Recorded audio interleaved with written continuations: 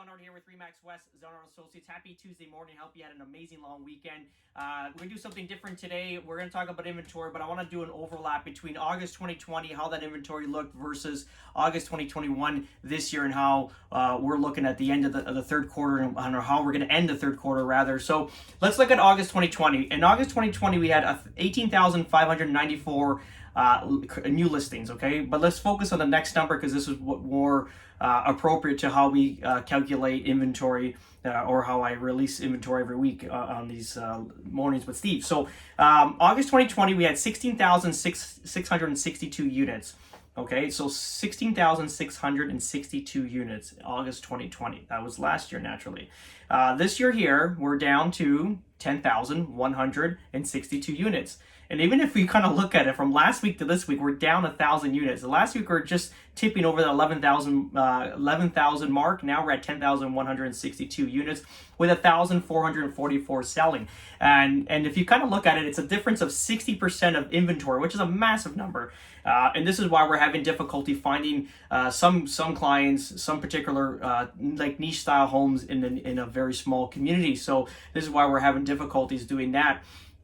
The only thing I can say is that if we kind of look at a month, all of the 2021, or if you look at a calendar of 2021 and find 1 month that had similar inventory, it would have been January. January had about 95 to 9,700 units coming out of the box from December, and literally this is what ramped up that massive inventory, massive bidding wars, because of the lack of supply, and the demand was very high, which is what we're currently facing right now. The only hope I have is between August and September, if there is some sort of influx, and we're not sure just yet of how people are going to migrate. Currently this year, this is like the weather. Like, it says it's going to rain, and then it's not going to rain. It's going to be stormy or sunny, balmy, and then it's raining. So it's basically, real estate is currently like that. It's unpredictable. So if you kind of look at Jan to Feb of 2021, there was a 60% increase of inventory. It was like 57%. So between Jan and Feb of this year, so Jan was 9,600 units, and then Feb came around, it was like a 15,200 units, so almost increased by 60% month over month. So that'll be a nice influx. For our business, this is sort of reflecting. We've had a very strong third quarter, stronger third quarter than the first quarter, to be honest. You know, we've successfully, I don't know how many deals we've done, probably 8 or 9 so far. And then ultimately we did a few last week. We have 3 new listings getting onboarded in the next week or two, and we have a few offers we have to deal with today. And also for investors, we secured a few decent deals in the last couple of weeks, so which was good. So we're sort of we're whole. The only thing is we are out, finding some particular properties for sellers that have sold, and we need to secure them into a property this month. So that's a little difficult currently right now, because of the area is very niche. That's pretty much it. So let's see what happens, and we'll keep it going. Just one tip: if you're doing any renovations, just from my experience, we sold a house this month, amazing house, fully renovated top to bottom.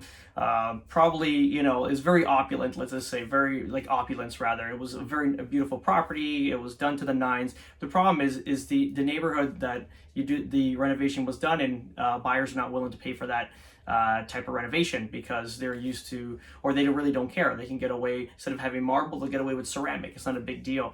The only advice I can give you is, if you're looking to renovate and do it for yourself, and you don't plan on moving, and you don't really care, then that's fine. But if you're into, let's say, a first-time home, and you know it's only a 5 to 7 year project that you're going to be there, minimize the renovation expenses and do it neighborhood appropriate. And if you don't know who to talk to regarding this, if you have a realtor, a good realtor, naturally he'll guide you through this and give you like a budget to work with, so that when you do sell, you're not going to be out money, and not only that, you won't be